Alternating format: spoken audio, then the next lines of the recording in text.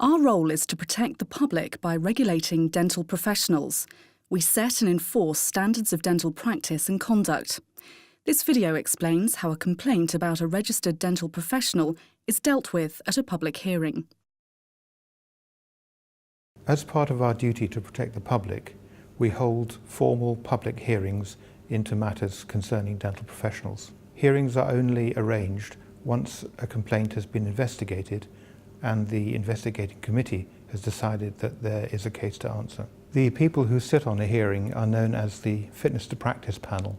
They're a mix of lay and dental professionals, and they've been recruited independently. Cases are heard in public, but they can be heard partly or entirely in private if there are good reasons, such as protection of family life or sensitive information like someone's health. The process of a complaint leading to a hearing goes through 4 stages before a decision is made.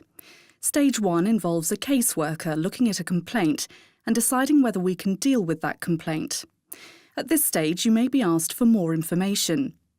Stage 2 is when a caseworker further considers the complaint and decides whether we should proceed to the next stage.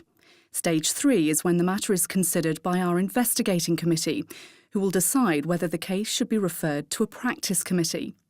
If the investigating committee decides to refer the matter to a practice committee, then the final stage, stage 4, will be a full hearing. We have 3 practice committees. Each of them has to look at the question of whether the dental professional's fitness to practice is impaired.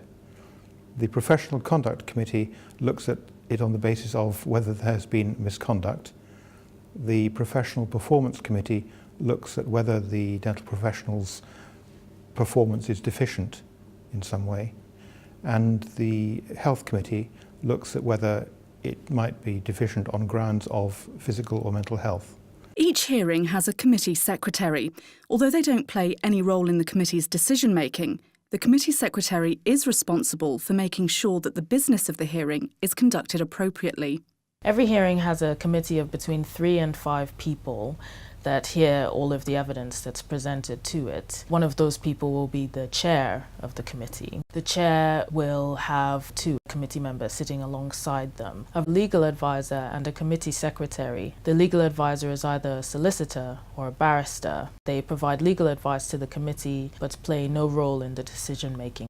Lawyers for both the General Dental Council and the dental professional will be present. They will question witnesses. The dental professional will usually attend at the hearing and sit with their lawyer. If the dental professional is not legally represented, they themselves can ask questions of witnesses. The Fitness to Practice panel members who sit in the hearing form the General Dental Council's statutory committee.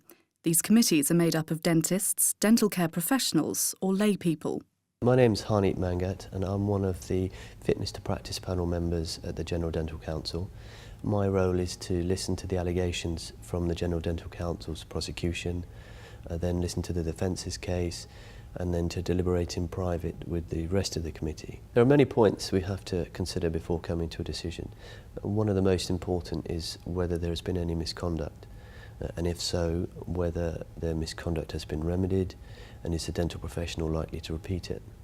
Once the whole committee has considered everything it's heard, we then have to come to a decision as to whether or not the dental professional's fitness to practice is impaired and if a sanction is needed.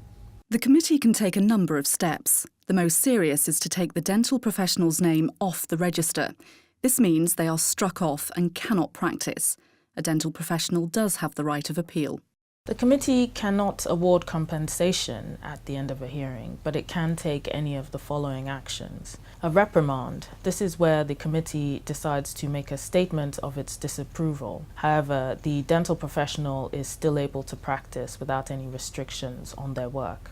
Conditions. This is where conditions are applied to the dental professional's work for a set period of time. The conditions may include that the dental professional undertake further training and obtain evidence to indicate how they have improved their practice. Suspension. This is where the committee suspends a dental professional's registration This means that the dental professional cannot work for a set period of time. And erasure. This is the most serious course of action and means that the dental professional is struck off and can no longer work as a dental professional. Most dental professionals are people who are very competent and conscientious, and the public can have every confidence in them. But occasionally problems do arise, and there are instances when the dental professional's behaviour or health gives rise for concern. When that happens, the General Dental Council investigates every case very carefully. If you think somebody may not be fit for work because of something they've done, their professional skills or their health, you should report this to us. Please call 0845 222 4141 or email information@gdc-uk.org.